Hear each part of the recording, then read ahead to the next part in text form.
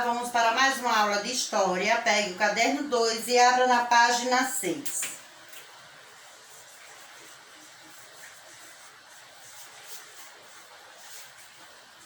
História, caderno 2. A quais grupo pertenço?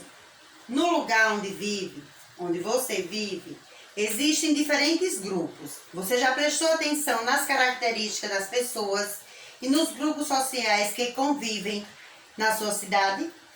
Nós nos identificamos com vários grupos ao mesmo tempo. As histórias de vida de muitas pessoas se cruzam e passam a fazer parte de identidades culturais. Quando nos sentimos parte dos grupos com quem convivemos, percebemos que não estamos sozinhos, que somos reconhecidos pelas pessoas do lugar onde vivemos e que ajudamos a construir nossa sociedade.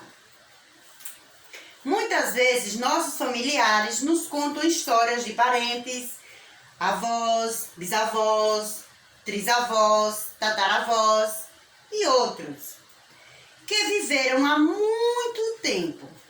A relação com essas pessoas e com os grupos que viveram antes de nós também ajuda a construir nossa identidade cultural.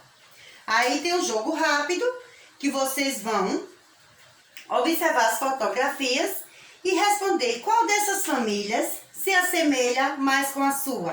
Então, qual dessas famílias é parecida com a sua? Nossos antepassados carregam histórias de outros lugares, que são diferentes do lugar onde vivemos. Essas histórias nos conectam com outros tempos, os aspectos e as memórias. Mesmo as experiências que foram contadas por pessoas com quem convivemos, apesar de não terem sido vividas por nós, podem construir nossas memórias e nossa identidade. Mas o que é identidade? A identidade é justamente o que nos liga às outras pessoas, aos grupos do lugar onde vivemos e às suas histórias. Ela nos ajuda na construção de quem somos e na forma como realizamos as atividades de modo coletivo. Ou seja, em grupo A, identidade é ligada à nossa identidade cultural. Nossos antepassados são parte da história das nossas famílias. Muitos dos nossos costumes que temos hoje foram criados e passados por eles de geração em geração. Então, aqui no jogo rápido, você vai escrever um relato contando uma história de sua família que você considera marcante. O que você sabe sobre sua família que lhe marcou, né? Então, você vai fazer esse relato aqui nesse jogo rápido. Então, falando do Brasil, né? Terra de diversos povos e culturas, né? Primeiros habitantes do Brasil, você conhece seus antepassados? Você conhece seus avós, os pais dos seus avós e assim vai? Então, o que você sabe sobre os povos que viveram há milhares de anos no território que atualmente forma o Brasil? Eles ajudaram a formar o povo brasileiro, assim como você, seus colegas e todas as pessoas que vivem no nosso país. Muito antes de o nosso país se chamar Brasil, os povos indígenas já viviam nessas terras. Por isso, eles são considerados os mais antigos habitantes desse território. As culturas indígenas são bastante diversificadas. Os povos indígenas falam mais de 154 línguas diferentes nos dias de hoje no Brasil e ocupam áreas em diferentes regiões. Muitos vivem em florestas, em terras indígenas e também em cidades. Na época em que os portugueses chegaram ao Brasil, os povos indígenas falavam mais de 1.300 línguas. Ao longo dos séculos de colonização, muitas etnias desapareceram. Então, muitos desses povos indígenas desapareceram. E os grupos que sobreviveram lutam até hoje para preservar sua cultura e identidade, né? Na imagem, o fotógrafo José Medeiros conversa com uma indígena da etnia Chavante, né? Aí, na imagem que tem aí também no livro de vocês. Alguns costumes indígenas. No Brasil, atualmente existem mais de 240 povos indígenas. Cada povo indígena tem hábitos e tradições específicos, mas, apesar da diversidade, existem semelhanças entre eles que podem ser identificadas.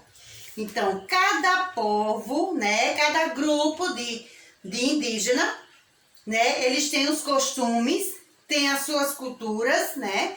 Então, mas algo de um grupo para outro são semelhantes, são parecidos, que possa identificá-los. Pintura corporal. A arte da pintura corporal é muito importante para os povos indígenas, pois simboliza o papel que os indivíduos ocupam dentro da sua comunidade, os momentos vividos pelo grupo e os rituais sagrados. A pintura marca ocasiões como casamentos, mortes, adoecimento, a passagem para a vida adulta, entre outros momentos. As tintas são feitas de resinas vegetais, como do fruto do urucum e do jenipapo. É comum que os desenhos feitos nos corpos tenham elementos geométricos, como triângulo, quadrado, retângulo, linhas retas, paralelas ou mesmo linhas curvas. Veja que as formas geométricas não são da atualidade, quer dizer, já vem dos povos indígenas, né? Veja, as formas geométricas. Então, aí vocês estão vendo uma pintura. Então, indígena de etnia Calapalo, fazendo pintura corporal para um ritual na aldeia. Então, aí nós temos construção de casas. Cada povo costuma construir suas casas e organizar a aldeia de uma maneira diferente. O formato, o tamanho e o interior das construções também pode variar. Veja alguns exemplos a seguir. Então, aqui nós temos variedades de formatos das casas dos índios. Agricultura, caça, pesca e coleta. As atividades fundamentais para os povos indígenas estão relacionadas ao ambiente em que vivem, pois deles são extraídos recursos necessários para a sua sobrevivência. Dessa forma, a agricultura, a caça, a pesca e a coleta são essenciais para a vida cotidiana nas aldeias. A coivara é uma técnica tradicionalmente utilizada pelos povos indígenas. Ela consiste na utilização rotativa da terra, em que são intercalados períodos de repouso e de cultivo nas áreas de plantio. Para preparação do solo, uma parte da vegetação é derrubada, depois é feita a queimada, cujas cinzas são utilizadas na fertilização do solo, né? A fertilização da terra. Geralmente, os homens se ocupam com a limpeza e a preparação da terra. As mulheres se encarregam do plantio e da colheita. As principais espécies cultivadas pelos povos indígenas do Brasil são o milho, a mandioca, o feijão, a batata, o amendoim e cará. O artesanato. Para o modo de vida das comunidades indígenas, o artesanato também é uma atividade fundamental, já que por meio dele são produzidos diversos utensílios e ferramentas usados na agricultura, na pesca, na caça, na alimentação, nas construções e outros. Alguns dos materiais extraídos da natureza para a confecção de objetos artesanais são penas, barro, palha, cascas e cocos. Além disso, os indígenas confeccionam objetos como bonecos e brinquedos. Aí vocês estão vendo alguns dos materiais que eles mesmos fabricam, né?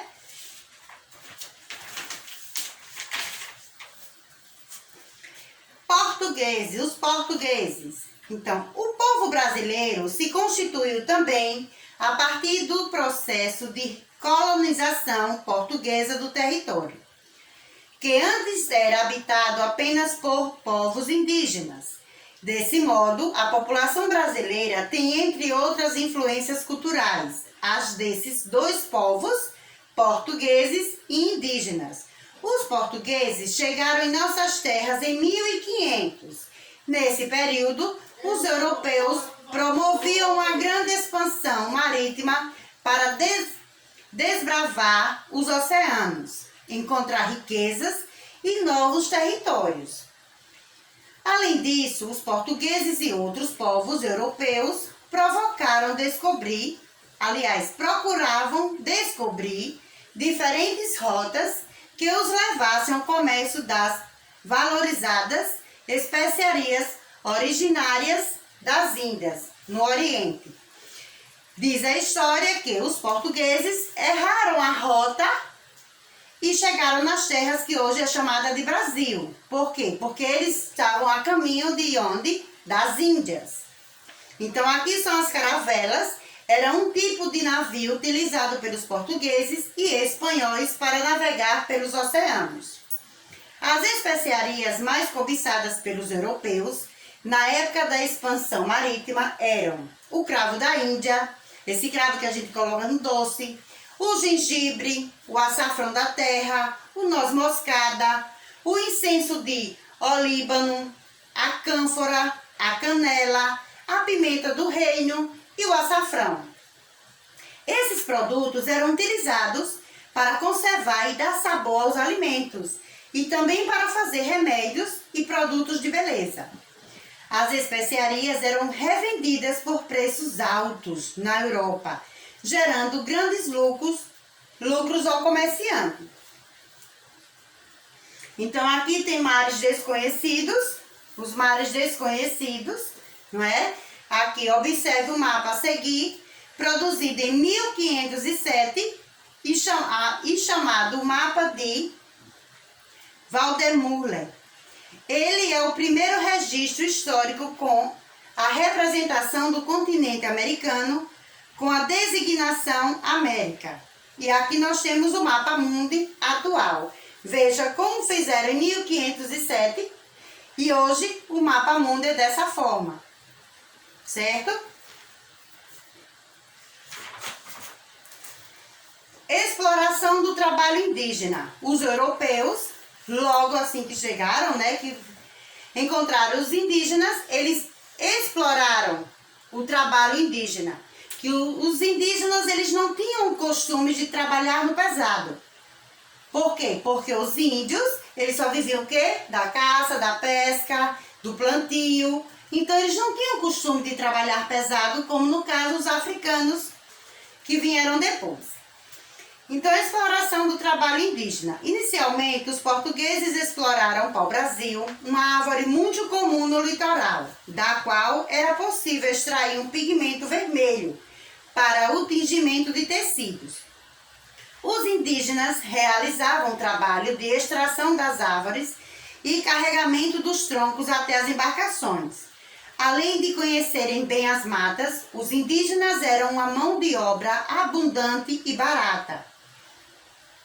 Mais tarde, a realização de outras atividades, os portugueses começaram a capturar e a escravizar esses povos nativos.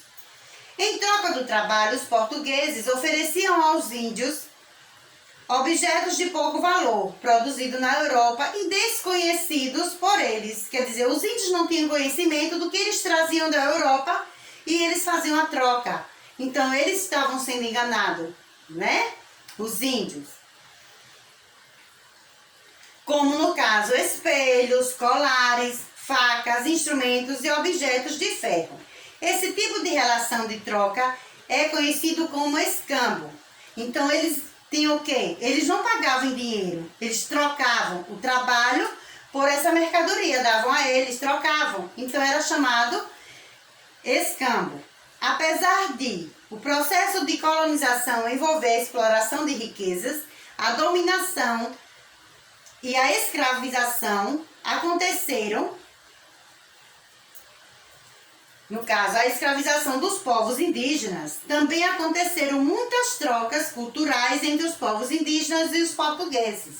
Então, não só trocaram, no caso, objetos pelo trabalho, como também as culturas, certo? Então, vamos lá. Anotar aí as páginas que iremos responder. Vamos responder a página 7, 8, a 12, mas antes da 8 nós temos a 9, para depois vir a 12, a 9, a 12 e a 14. Ah, professora, são muitas páginas, mas cada página dessa é uma questão, é 2 questões, certo? Então, mais uma apostila que vocês já estão com elas em mão, certo? Então, até daqui a pouco, anotem as páginas para não esquecer, anotem na agenda. A apostila já estão com vocês. Quem não pegou a apostila no colégio, faça o favor de pegar para que a gente possa debater daqui a pouco. Um beijo!